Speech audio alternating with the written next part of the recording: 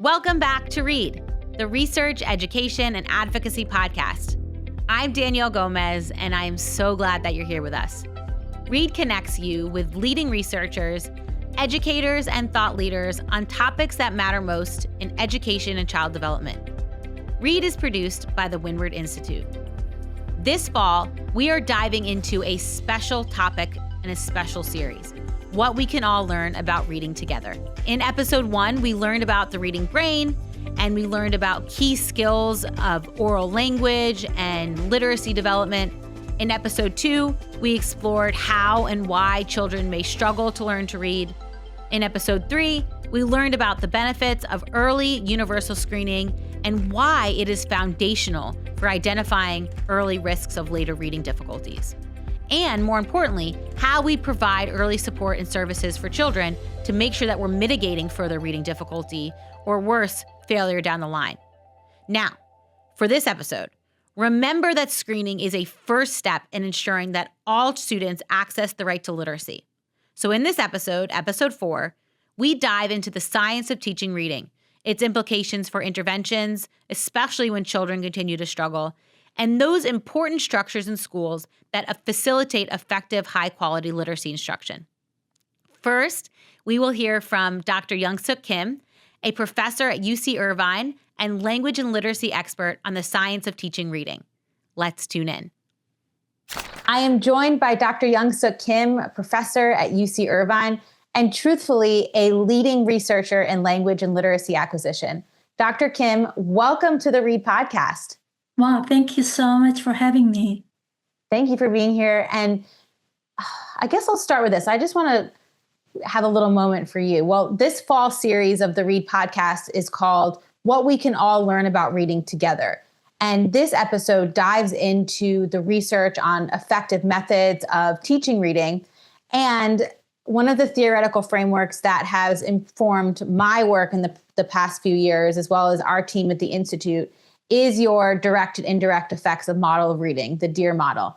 Okay, so Read listeners, if you haven't read this paper, I'm going to ask you to pause because you have to go read it. It's open access. We can even link it on the Read podcast page, but definitely read this paper. Okay, so pause this now. Okay, we'll continue with Dr. Kim. What I liked about the model was the way that you synthesized this multi-component, this dynamic, integrated approach to the factors of reading development.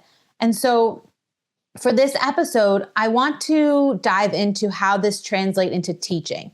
So my question for you is, what are the key components in the science of teaching reading? Yeah, thank you so much. Really, that's a great question. I want to note, actually, that since you're talking about DEAR theoretical model, I have a book coming out on that. I've been meaning to work on it, but I've been really, finally, I made a time to work on it. This is going to be really written for educators. So if sometimes, some articles are written for educators, some are for academics, and this might be really helpful for educators. Now, going back to your question about you're asking about science of teaching reading, right? And then also its implication in multi-component instruction. So the term science of reading has been widely used, and then a subsection of it also we've been arguing, the science of teaching reading. And by that, we are really referring to theory and evidence-based practices that have been rigorously tested. So that includes, we're talking about what to teach, how to teach it, and for whom, along with how to support educators or educator development. And part of that, an important part of that is, as I said, theory and evidence-based practices. And that is really what's connecting to the multi-component instruction that you implied here. I think this is actually critical in the conversation of science of reading because pendulum, in the conversation has been swinging, but research is really crystal clear. Successful reading comprehension is not built on one skill or single skill. It actually is built on and draws from multiple skills and knowledge areas working together. So that means we need to teach these multiple component skills simultaneously. The analogy that I've been using for this is building a house. We need several strong foundations working together for a house to stand, right? So the theoretical model that you refer to, I call it DIER, spelled as DIER. According to that, reading comprehension draws from many interconnected skills and knowledge, including text reading fluency, higher order cognitions and self-regulation. So higher order cognitions such as making inferences, understanding multiple viewpoints, monitoring our own comprehension, self-regulation such as setting goals, right? Also various types of knowledge is needed for reading comprehension. That includes our content knowledge, our world knowledge, also our discourse knowledge that includes text structure knowledge, also includes social-emotional aspects such as our attitudes toward reading and self-advocacy toward reading. Also a word reading skill and emergent literacy skills such as phonological awareness, morphological awareness, and orthographic awareness. And of course, foundational oral language skills like vocabulary and grammatical knowledge.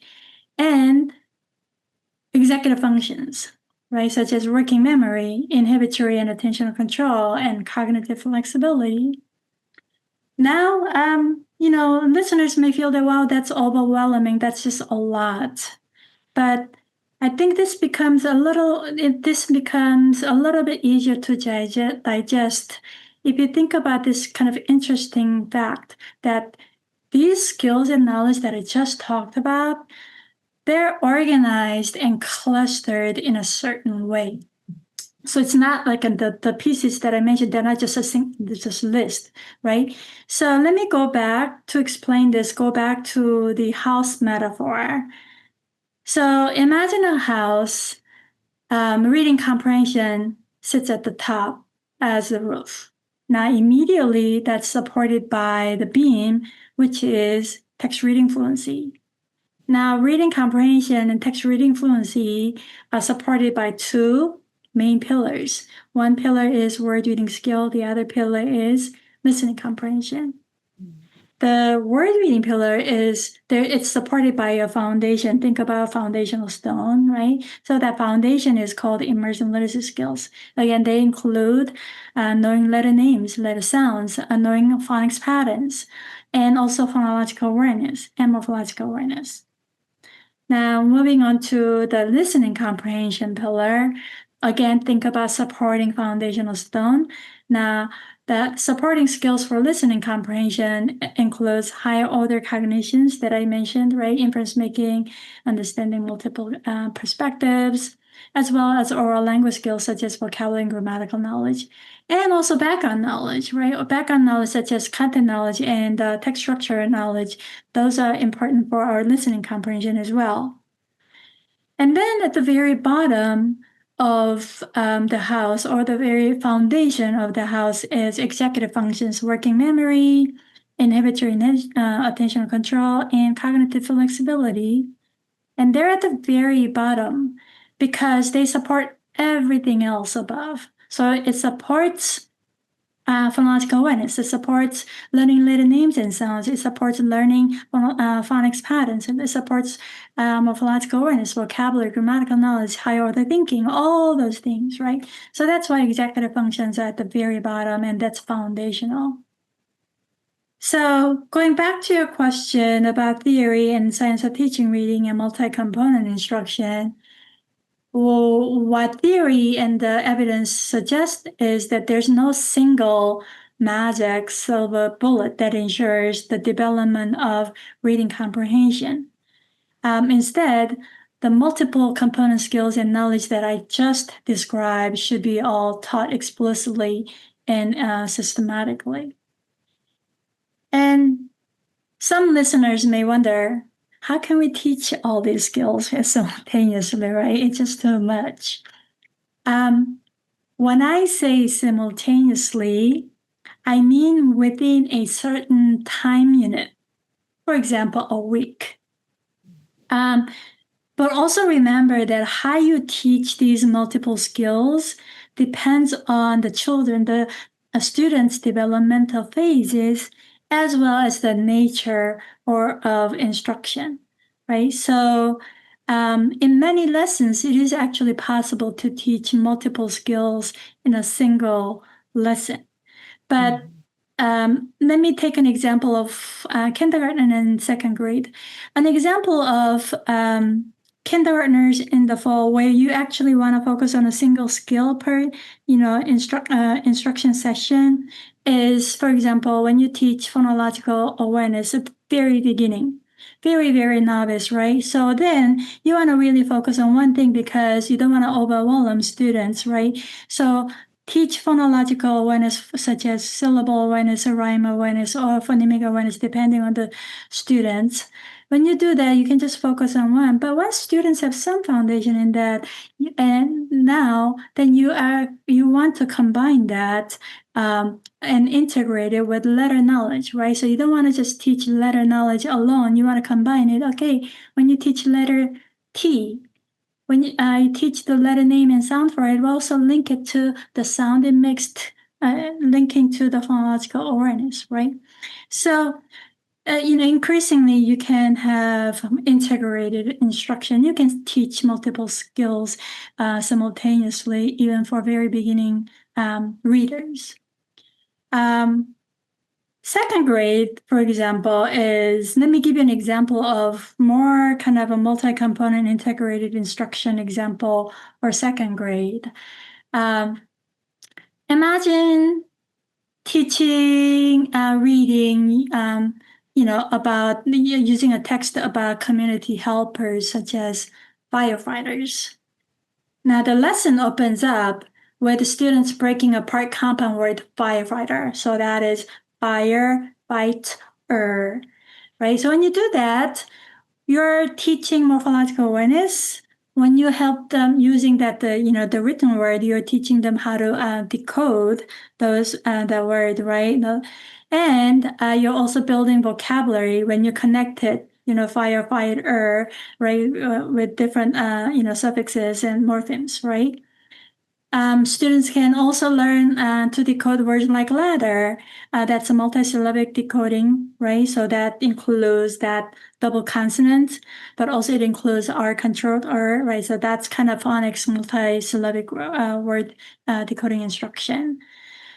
The teacher can also incorporate, teaching vocabulary very explicitly, such as rescue, equipment, and link it to emergencies and link emergencies to 911 calls, etc. And teachers can ask, any emergencies the students have seen in the neighborhood. And by doing that, the teacher is, activating students' background knowledge. And for some students, this is actually building background knowledge, right? And the teacher can also demonstrate think aloud, showing how teachers themselves make inferences, how they ask questions, and how they pause, how they monitor their own comprehension. And the teacher can then also ask students some questions that require students in higher order thinking, right? Such as making inferences, understanding different perspectives represented in the story. And also the teacher can use graphic organizers, right? So to help students organize main ideas from details. And that can be part of the discussion points, and that can be also linked to writing instruction. So say this whole lesson took about 20 to 30 minutes, say 30 minutes. So in this 30 minutes, these second graders engaged with word reading, morphological awareness, vocabulary, reading comprehension strategies, text structure, background knowledge, and higher order thinking, all in a meaningful, content-rich context, right? So the point here is that children need to learn and develop the multi-component skills, and it is possible when lessons are carefully planned.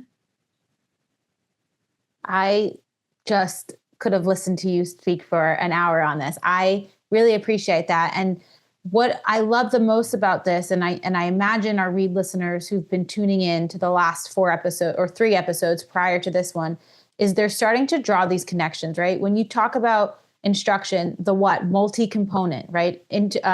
Integrated instruction with all of these skills. I also love, I could picture the house as you were drawing it out. The how, right? Explicit and systematic. And the key piece that I always bring in with professional development, and our team at the Institute does, I know coherence is a big word, right, in thinking about this. But when you mapped out the kindergarten and the second grade classroom, that's what kept coming to mind, that teachers ensured they were teaching these skills, that they were integrated, they were coherent, and they were transparent to their students, right? You could see clearly where these skills were being taught and practiced. And then, of course, the whom I think is really important too, because every student benefits this, and teachers can really tailor this instruction to students who continue to struggle through some scaffolding, through formative assessment, through repetition, and ensuring that they're all getting to there. So I really appreciate you outlining all those components. And hopefully our Read listeners can read your paper, read your book, and then also draw those connections into how we're presenting this information on the science of teaching reading. No, that's great. I really, what you said resonated with me about transparency. I talk about teaching, making the connections visible and explicit for students, and that's really critical. And that helps students support the development of a meta-cognitive awareness, meta-linguistic awareness. So I really could not agree with you more about it. Thank you. Thank you, Dr. Kim, for that insightful and informative explanation of the science of teaching reading. Time and time again, the research shows the positive impact of multi-component reading instruction through this structured literacy lens. And really, we want to make sure that the instruction encompasses word reading skills, comprehension, language, knowledge, writing, and many additional components of literacy. We talked about spelling in the last episode that we've highlighted in this podcast. I wanted to dive deeper into multi-component instruction. I wasn't done yet, and the research that support it. So of course, I had to ask Dr. Maryanne Wolf, the director of the Center for Dyslexia, Diverse Learners, and Social Justice at UCLA. She's the author of the RAVO program, and she has been on the Read podcast quite a few times. Dr. Wolf is a global literacy expert and a neuroscientist who champions deep reading and literacy as vital for human development and social justice. She's going to dive further into multi-component instruction in action, and she underscores the value and the evidence on students' reading skills, particularly who have difficulty learning to read. Oh, I know you're going to enjoy this. Let's listen in.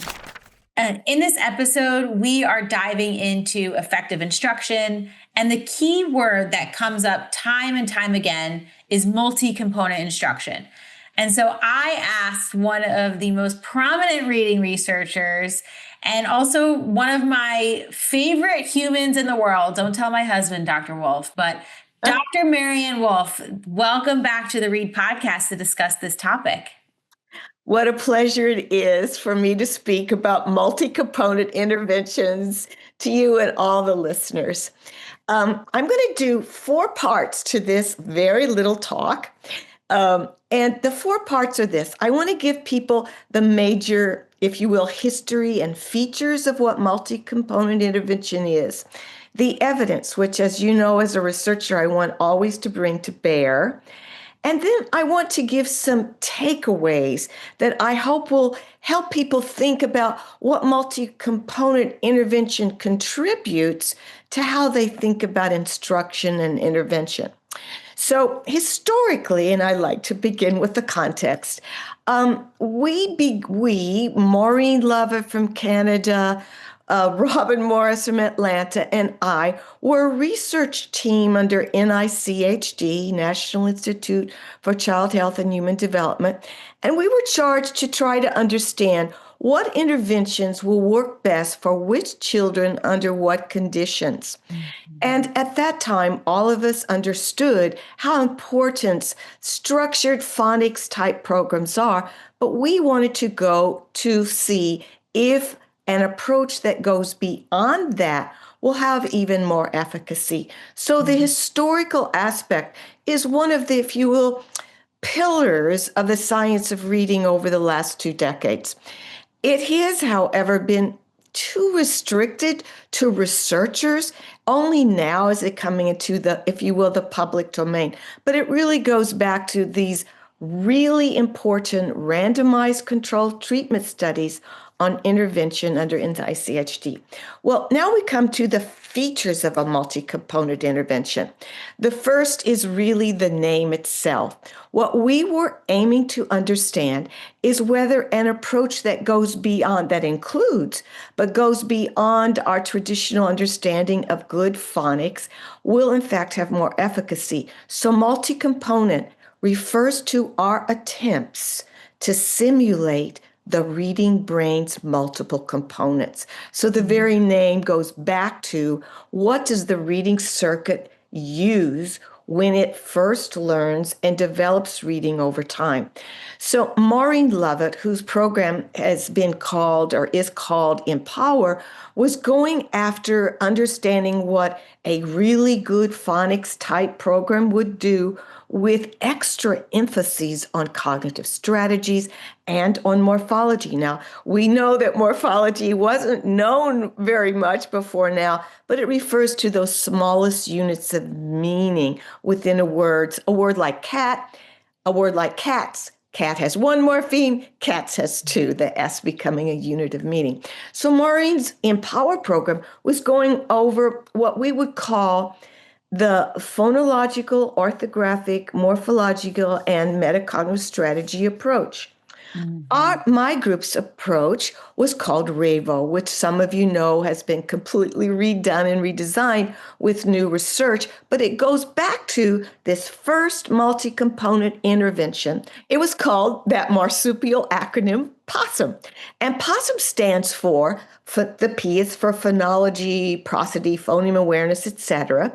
The O for the orthographic knowledge we have about the English language. S, very importantly, stands for all the things that go into the semantic word, all the meanings, associations, the polysemous nature, if you will, of our words. S stands for the syntactic function, how we understand the function of words within sentences and connected text. The U for understanding the alphabetic principle, and understanding in the writ large way of the deep reading processes and comprehension. Now, the M stands for morphology. And as we understand morphology ever more today, that's that minimal unit of meaning which changes the meaning of a word, the syntactic function of the word, and gives an orthographic chunk. So POSSUM was the underlying principles under RAVO, so that we had this first 2 multiple component interventions were after multiple different components that go beyond phonics. So that's what it was as in terms of its first feature, simulation of the reading brain. Second feature, how that connects to what I call deep reading processes.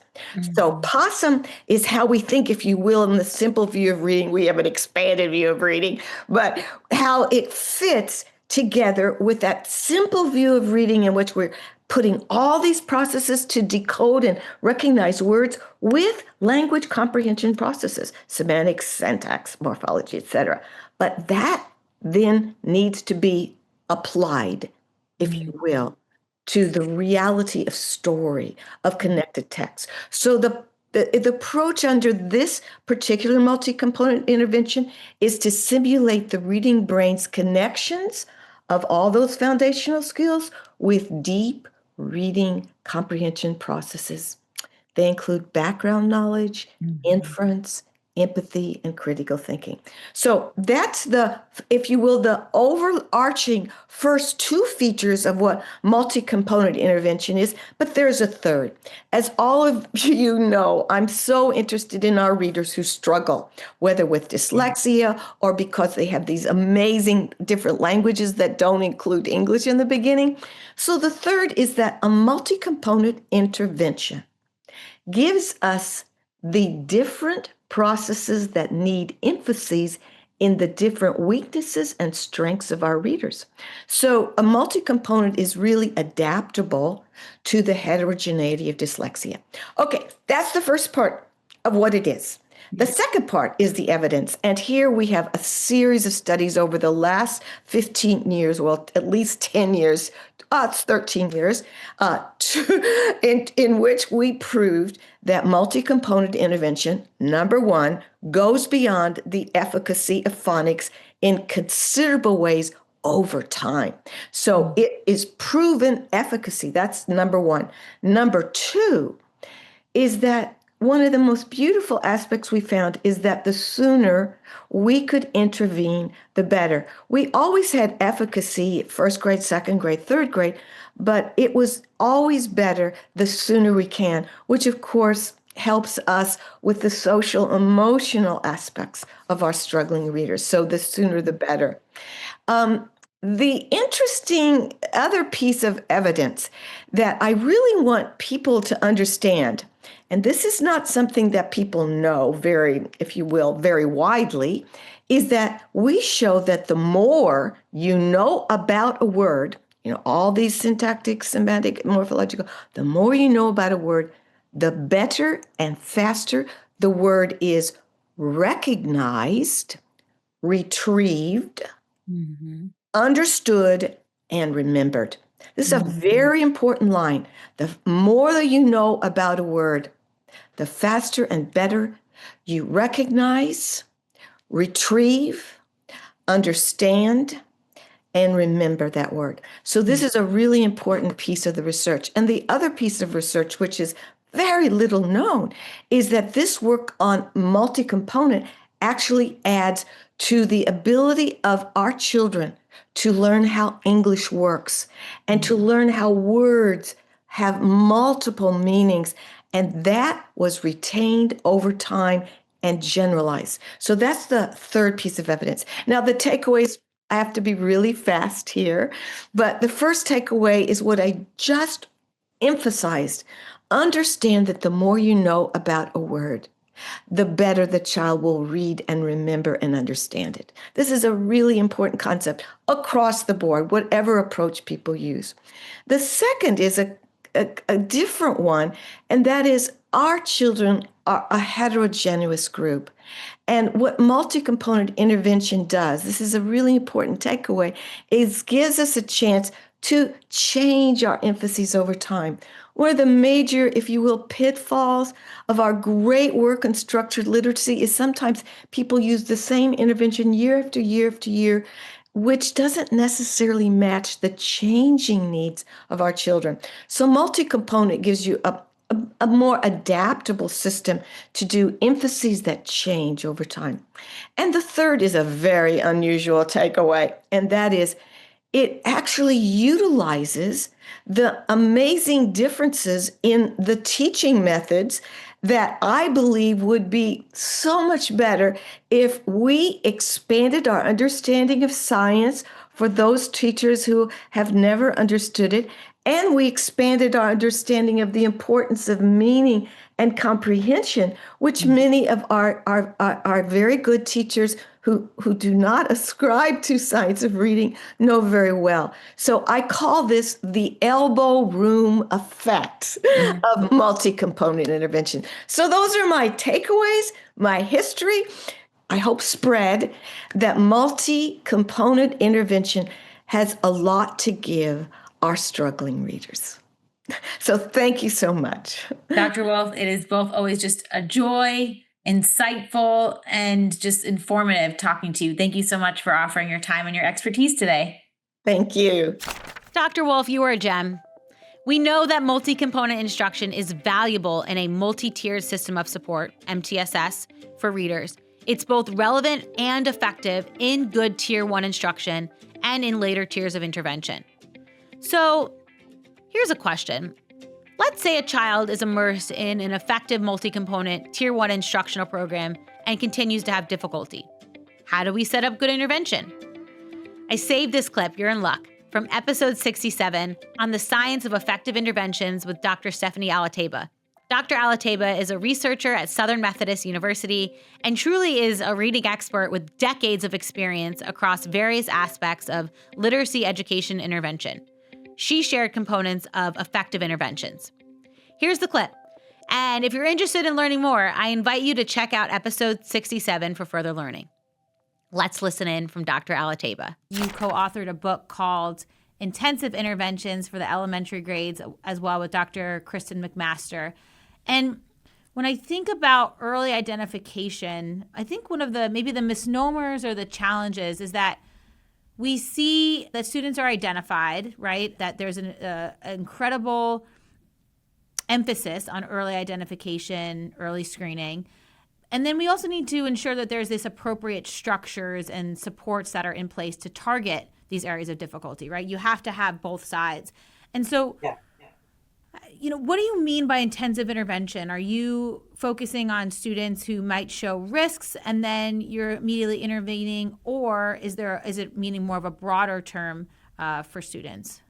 So I think that's a really good question. And I think how that plays out in different school settings and in different pieces of legislation, it can differ.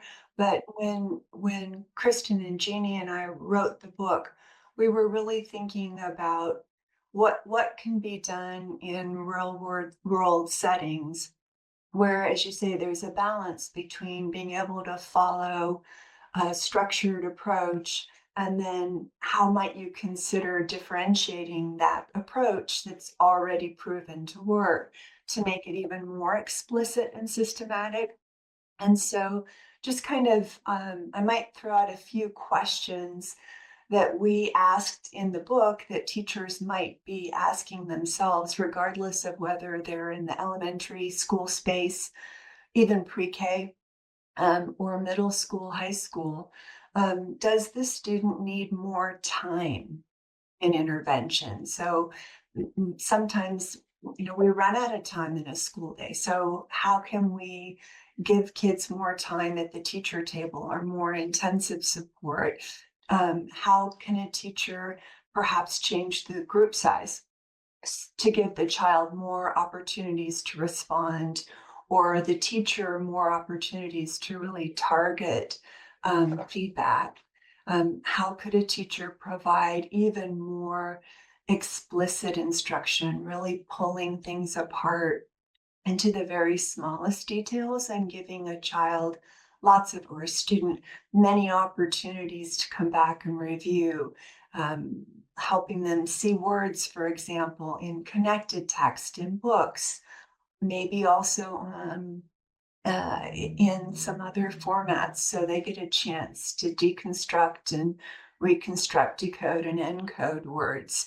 Do they need more opportunities for cumulative review? Do they need more specific and corrective feedback than the average bear, right?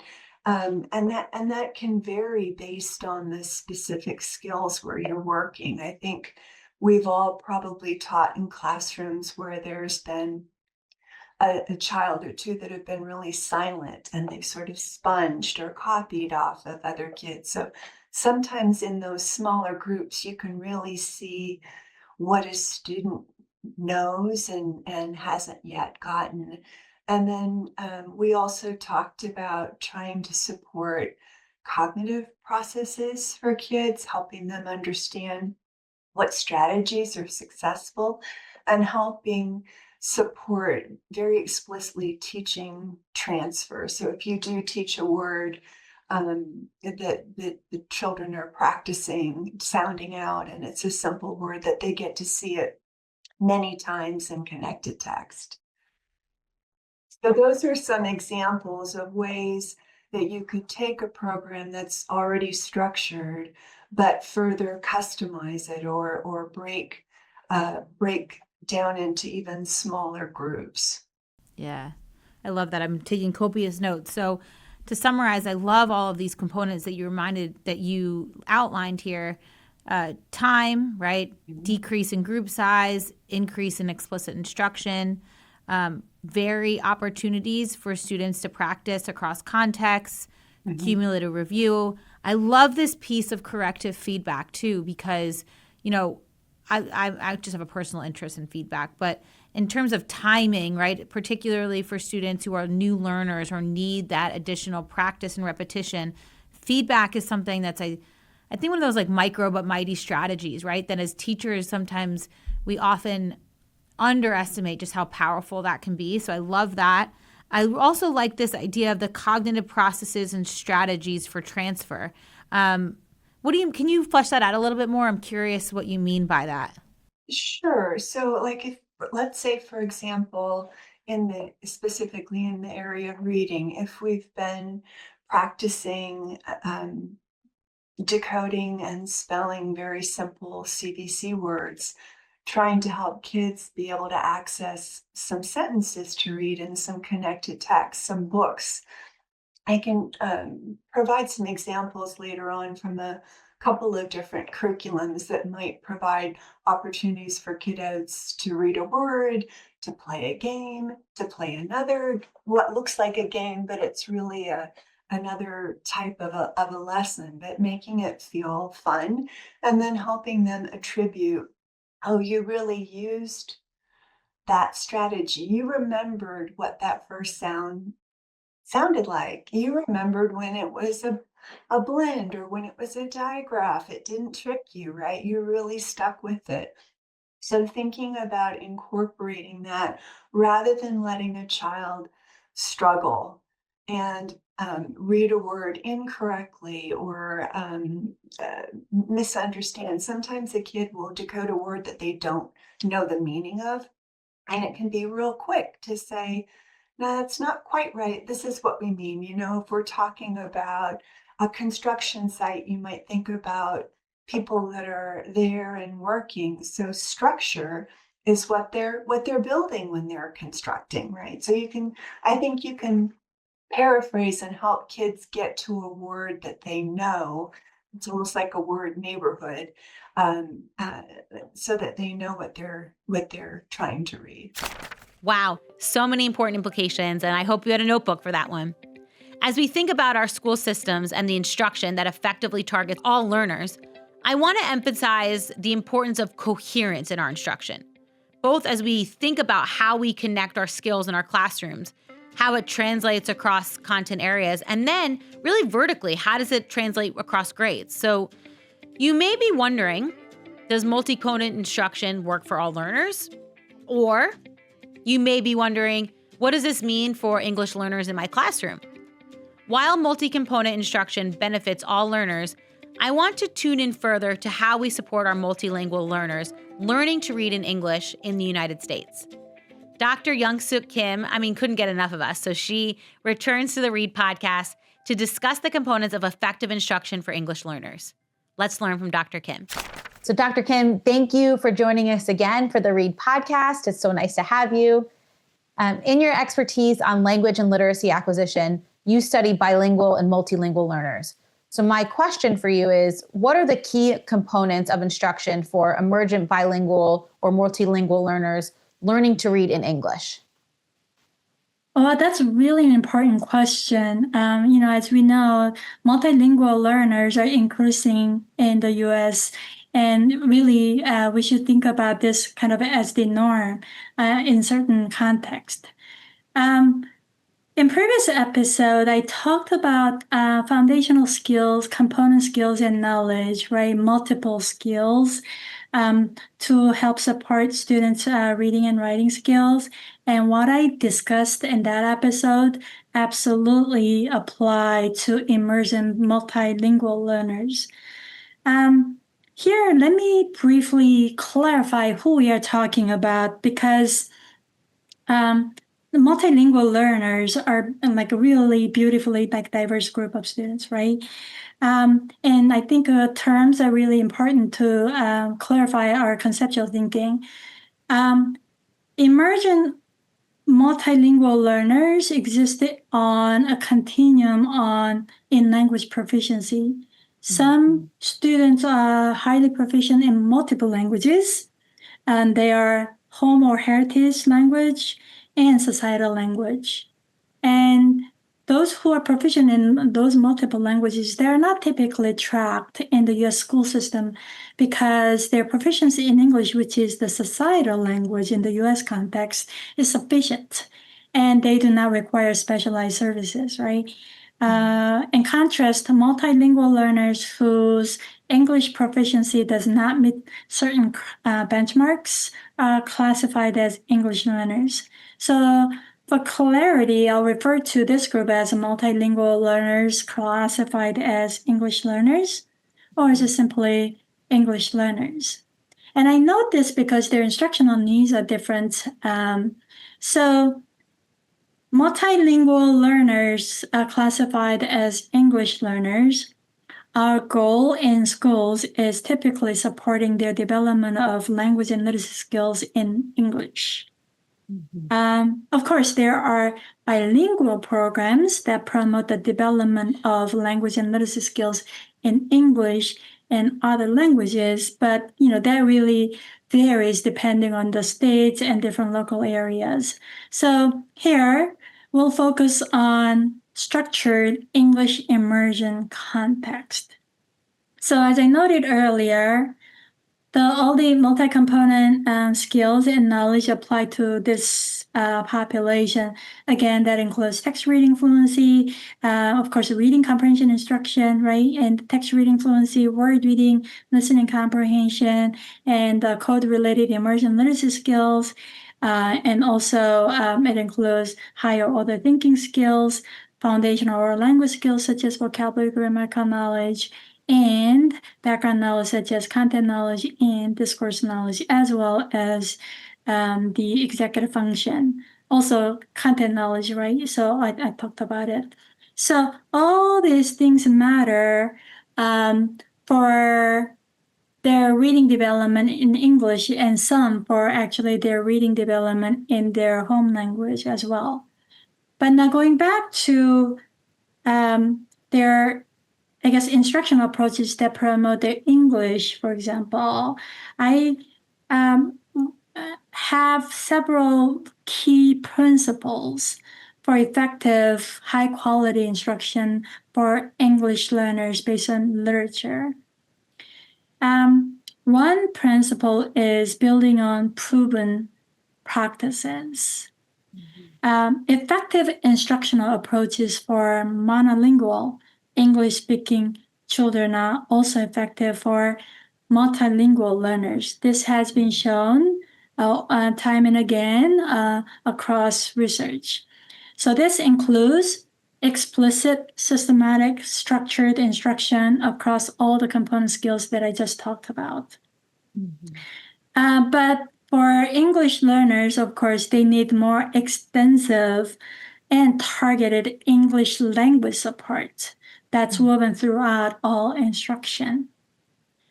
The second principle for them is leveraging home language resources. So what sets apart this multilingual learners from monolingual learners is that multilingual learners bring rich linguistic and cultural assets, right? So they have world knowledge, they have content knowledge, they have language skills that are all developed in their home languages, right? And we should view these as resources, not as deficits, and leverage them in supporting their language and literacy development in English. So what does it mean in practice? This means using culturally relevant text that connect to student experiences and knowledge, so that students can see themselves in the text. They can utilize their knowledge, and they can connect to the text and literacy instruction. Okay? And then For students whose home language is related to English, such as Spanish, Italian, and French, other languages, incorporating cognates. Cognates are words that they share roots across languages, and incorporating cognate instruction can accelerate vocabulary learning. For students whose home languages are not really related to English, such as students who speak Chinese, say Korean or Japanese, right? Cognates are really limited, so this does not apply much. But for those students whose home language is related to English, definitely this is important. And the last piece here in this part is validating their home language use for meaning-making part and discussion.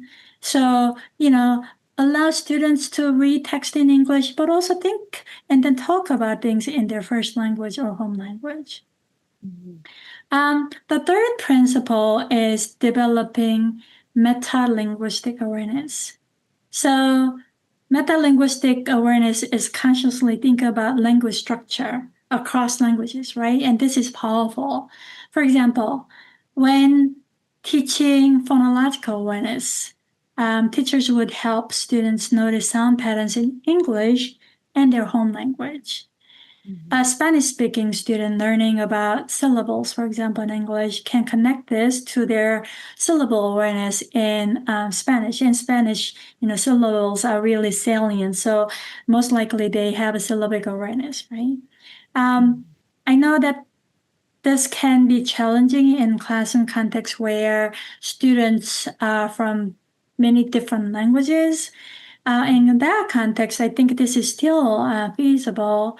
The teacher can ask a student one word in their language that has simple, like high frequency word, right, that are widely used, and then use that word, right, and help students link phonological awareness or instruction in English and link that and try that out in their language.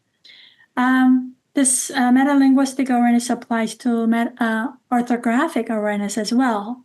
Think about asking students, teaching students connect, identify prefixes and suffixes in their language. So when you teach that in English, right, teach prefixes such as re, and combine rework, redo, right, rewrite, all those, and think, connect it to their morphological structures in their home language, right? I think students will find that very interesting, but also by doing that, children develop their meta-linguistic awareness, how languages work, and they really support literacy development in English. The other piece that I wanted to talk about is this is the fourth principle, which is fostering now metacognitive awareness, right? I talked about meta-linguistic awareness. This is metacognitive awareness. That means they are actually thinking about their own thinking process, right? So in practice, what this means is being strategic about their own comprehension process, right? So that includes monitoring their own comprehension. So when they read text, does it make sense to them, right? So they are evaluating their understanding. If things are not making sense to them, they have to learn what to do about it, which is, okay, when it's time for them to seek clarification, pause, seek clarification, ask questions, right? But also plan strategically about activating their relevant knowledge, background knowledge that's related to the text that they're reading. And again, background knowledge can be from their first language, right? Or it could be from English, right? So these are some examples of metacognitive awareness and just teachers actively promoting these during their instruction.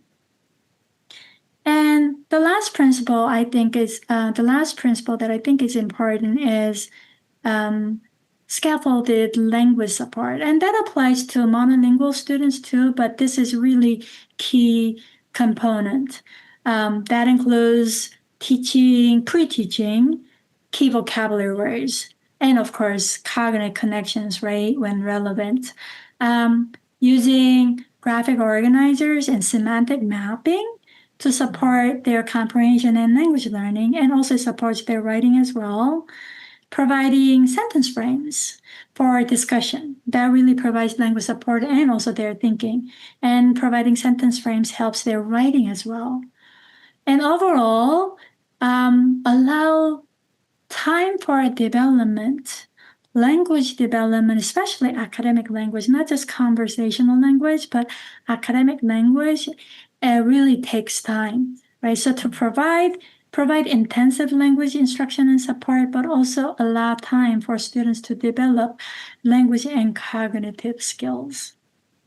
So, finally, let me just kind of end by saying that multilingual learners are not just learning to read, they're simultaneously developing English language proficiency and their thinking skills, right? Because thinking skills requires language proficiency as well. So their thinking skills are developing while also they're transferring and also building upon the existing linguistic competencies. So they're doing a lot of things. Developing a lot of things.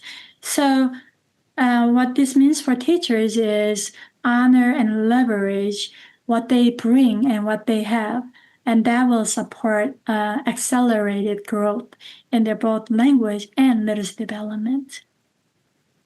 Dr. Kim, thank you so much. I love that integrated asset-based approach. And we are so grateful for you joining the READ podcast. Thank you so much. It's an honor to be here. Whew, there were so many important insights in that clip. So as we think about the diverse students in our classrooms and our schools, we must consider our students' range of language variations and cultural backgrounds. So I asked Dr. Jasmine Rogers, who's a leading expert on language variation and bidialectal learners and the science of teaching reading. This is really important integration. And she's going to share the important implications for bridging the science of reading with culturally and linguistically responsive teaching. Dr. Rogers' expert insights are applicable as we also bridge screening, identification, instruction, and intervention. Let's tune in to Dr. Rogers. Dr. Jasmine Rogers, welcome to the READ podcast. Thank you for having me. It's so nice to have you. I've been following your research and your work for a while, and I really wanted to talk to you about your expertise. On this episode of READ, we are diving into effective methods for teaching reading to ensure it reaches all learners.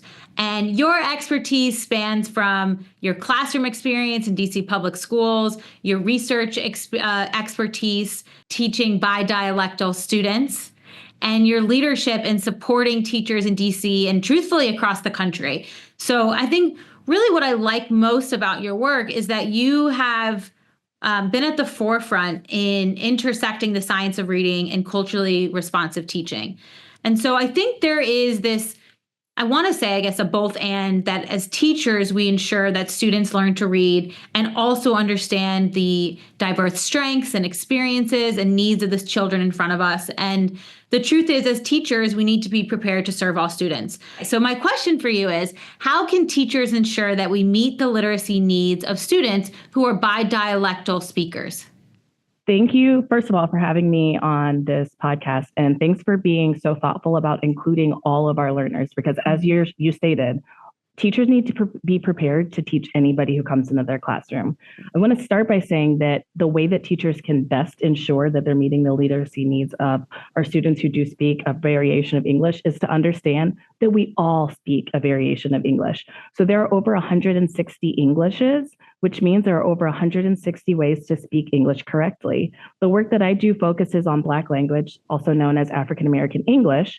And so I make sure that I talk to teachers about things that they can do to support their students in understanding their Black language speaking students. So the first thing I think you should do is just understand the language that you are encountering. So for teachers, depending upon where they are in the country, understanding that an R-controlled vowel might be different than it is in a different part of the country. So I think about the word layer.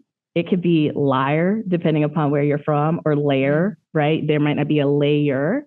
So just understanding that when you're speaking with students, there may be a difference between how you, the teacher, is speaking and the student speaking, because we all speak a variation of English and we all have an accent.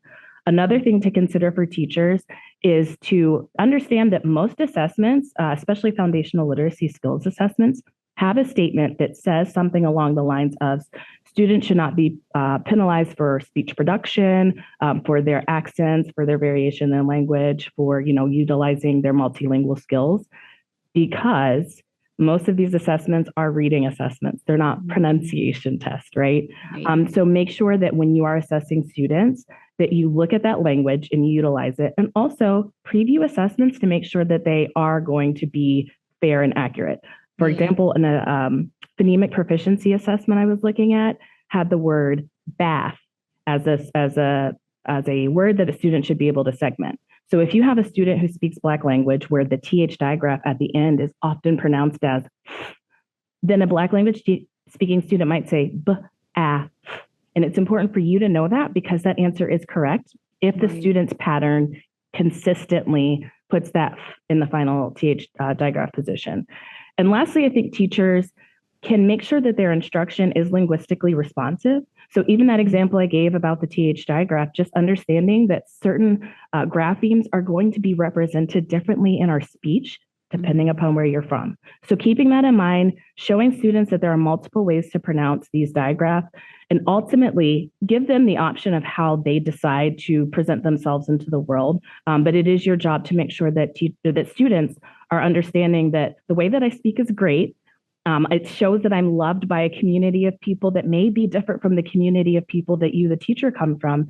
And it's important for me to retain my language because that's how I navigate my community. And I can also get access to another language system that I'm being provided in at school.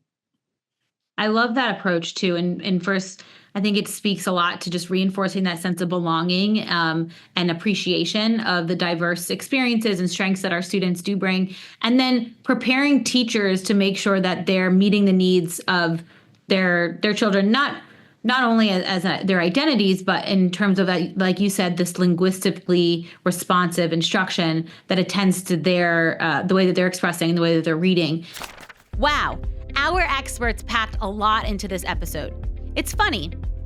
As I reflect on the clips and the experts, this episode has been both comprehensive and a concise explanation of the research on effective reading instruction and intervention. Comprehensive? Yes, why? Because they outlined all of the components of the content of high-quality literacy instruction, and then the how we implement it. So, to lead us into our final episode, it's a short one, but equally important. We have expanded our knowledge on the research in reading development, instruction, and intervention. Now what do we do? I know we're all asking that question. Where do we go? In our final episode, you will hear from our experts on creating an effective system of support for all learners. Think about implementation. Words that come to mind are fidelity, feasibility, coherence, scalability, and sustainability. I know these are a mouthful of words, but they really hold vast implications for supporting our teachers, our school communities, and our students. So let's stay tuned for our last episode. Thank you for listening to this episode of Read. I encourage you to stay connected with us by subscribing to the Read podcast on YouTube or wherever you get your podcasts, and sharing these episodes with friends and colleagues. You can also like, subscribe, or follow Windward's social media pages to learn more about upcoming speakers, episodes, and events. Our team at the Windward Institute continuously strives to connect with you or to learn from other inspiring leaders and advocates in research and education. So, if you have any thoughts, questions, or ideas of topics and speakers, or you just want to say hello, feel free to reach out to us via email at wi@thewindwardschool.org. Until next time, readers.